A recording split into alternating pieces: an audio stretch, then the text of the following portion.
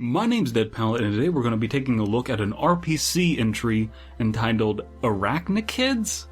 So this is RPC-979. If you don't know what the RPC Foundation is, it's just a collection of stories about anomalous objects and things and weird things that need to be contained by a secret shadowy organization called the RPC Authority. Research, Protect, Containment Authority, and they just make sure that these, creepy monsters and weird eldritch abominations don't get out there in the world. They're written in a scientific manner. Kind of sounds similar to something else out there on the internet, doesn't it? So we're going to get into this one. It interests me because it has spiders or spider-like qualities. And it takes place in Japan, and I'm a giant weeb, so of course I want to look into this.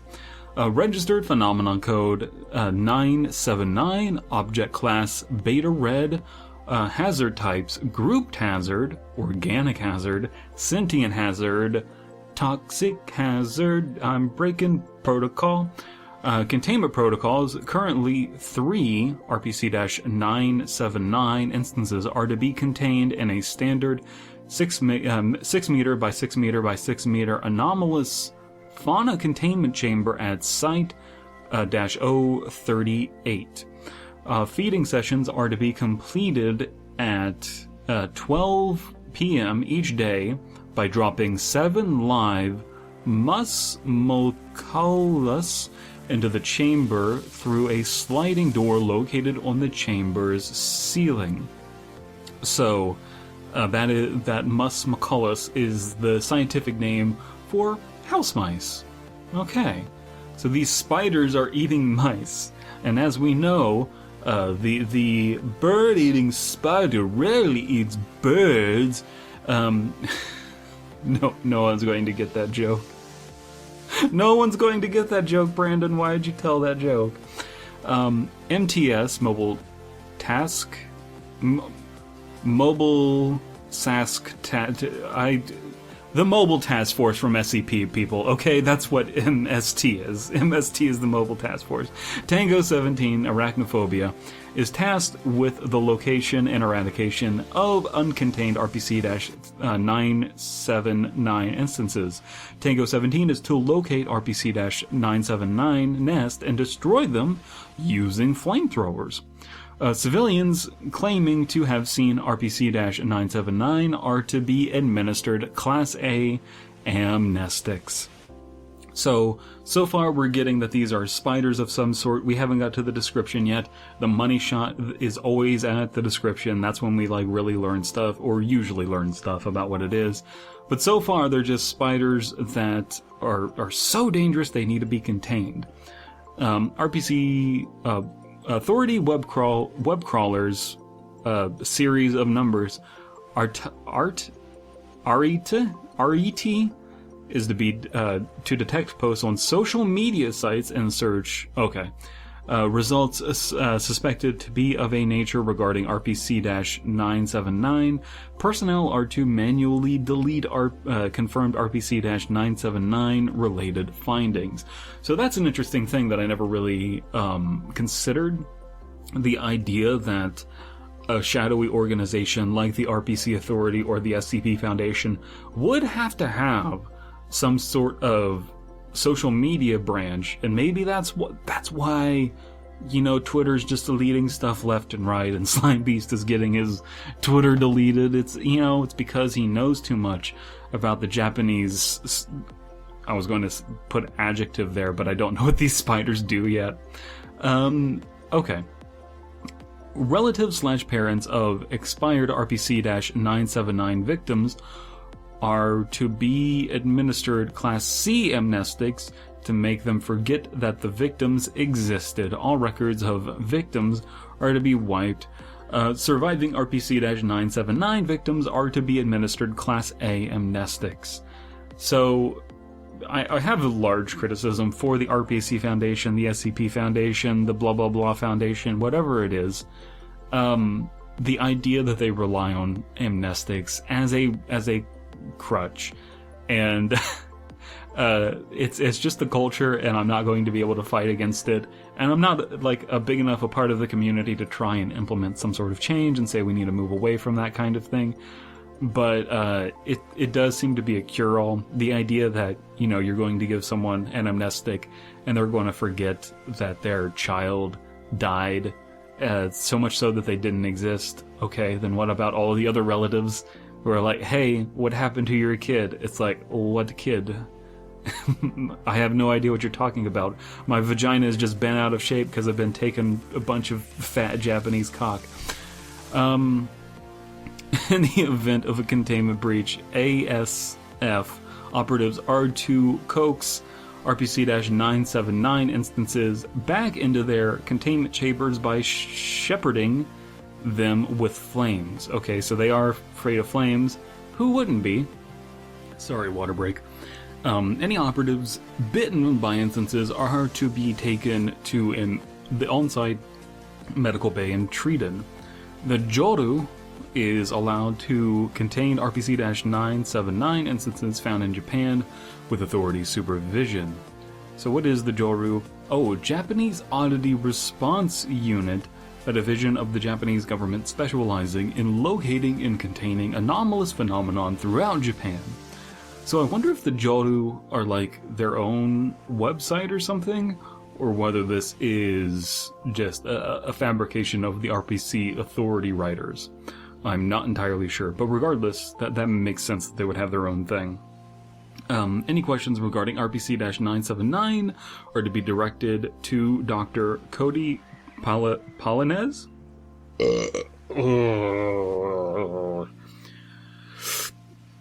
Description: RPC-979 is a previously unidentified species of spider genetically and physically similar to the Lactrododectus geometricus.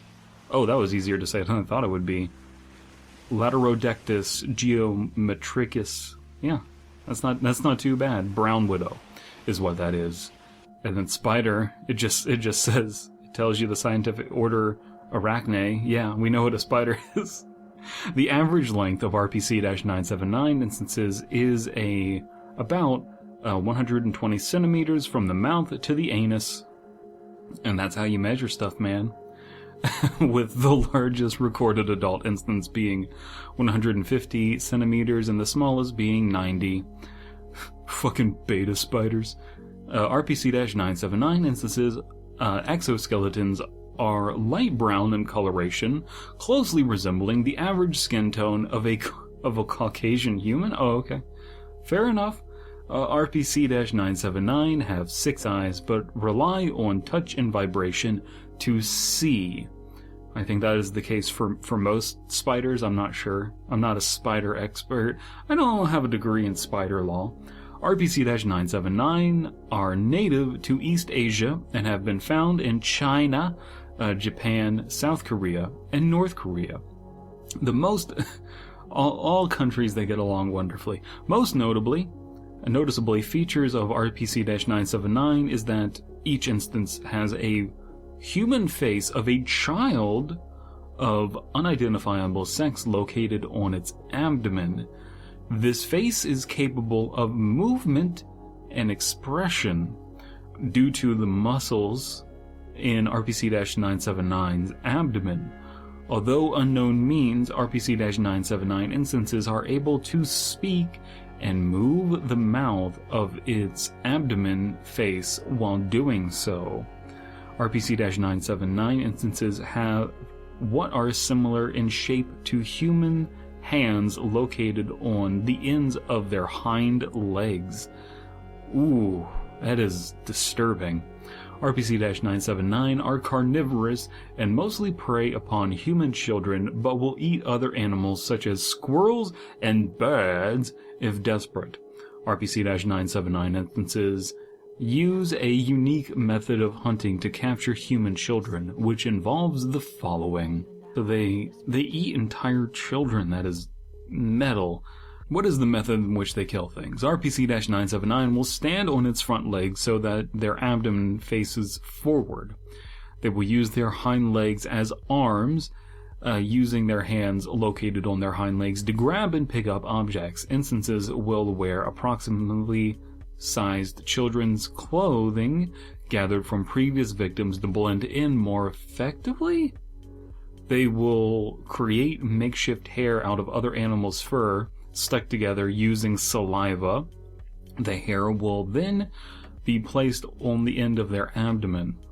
Their other appendages will be hidden under the aforementioned clothes. So they're making a simulacrum of a human. They're making like a version.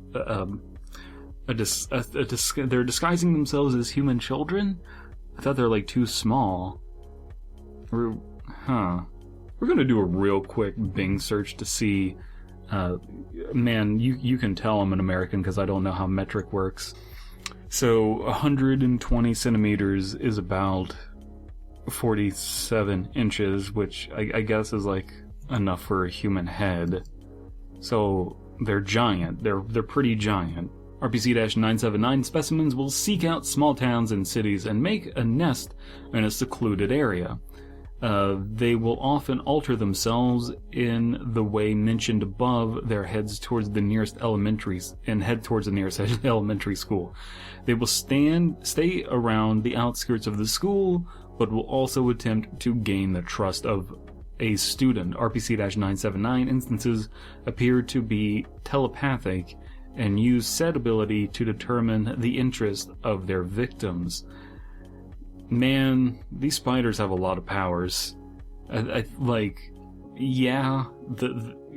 good to be very powerful and have these crazy, powerful, anomalous monsters and whatnot, but I don't know how to feel about them having telepathic powers, and they have human faces, but the sound isn't coming from the mouth kind of thing.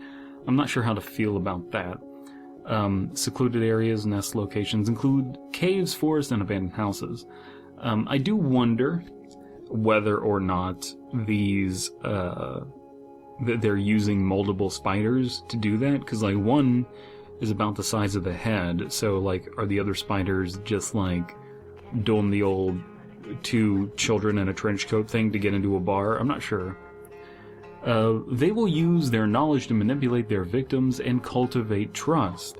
After RPC-979 instances have gained the child's complete trust, it will wait for 3 weeks.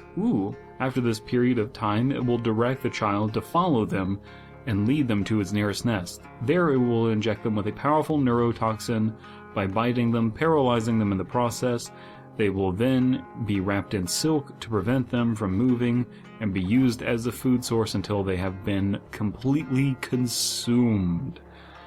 Wow, that is really metal. I don't know how to feel about the waiting 3 weeks thing. What significance that plays? What are they doing in that time? Because it says they wait until they have the child's complete trust and then wait 3 weeks. Wouldn't you be building up the trust? I don't know. Thoughts. Just thoughts, people.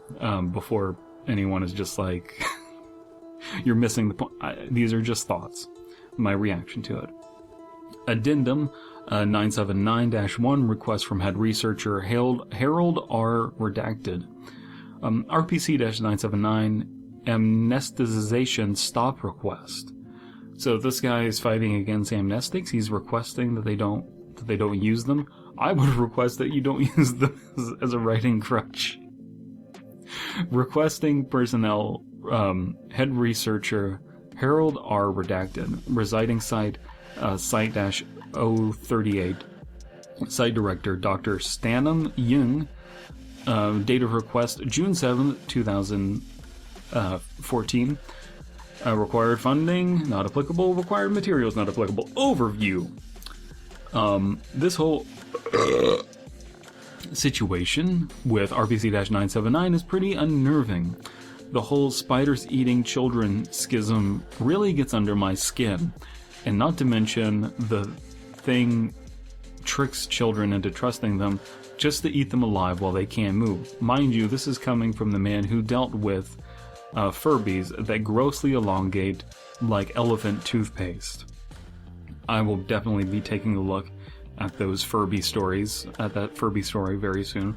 But that's not what I'm talking about. What I wanted to talk about is the first 2 lines of paragraph 4 and the containment protocols. Look at this. And here it is actually mentioning the little excerpt about using Class C amnestics to make parents/relatives forget about their kids. I have to say, this is going a bit too far. Not only are the kids' parents being made to totally forget that their kids ever existed, but then all traces of them are being scrubbed off like a speck of dirt. I don't care how, but this shit needs to stop. This shit? Professional, like, this is a professional email and a request. I don't know about that. Even as a researcher working for at the Authority, all places, I find this completely unacceptable. Find alternatives as soon as possible. Even then, it seems like that's a question I have, and maybe someone has a better answer than someone has an answer of whether or not the Authority feel that there's moral ambiguity to what it is that they're doing, or whether they think that they are completely justified in doing what they are doing, what the atmosphere is working at the Authority as a researcher, as a not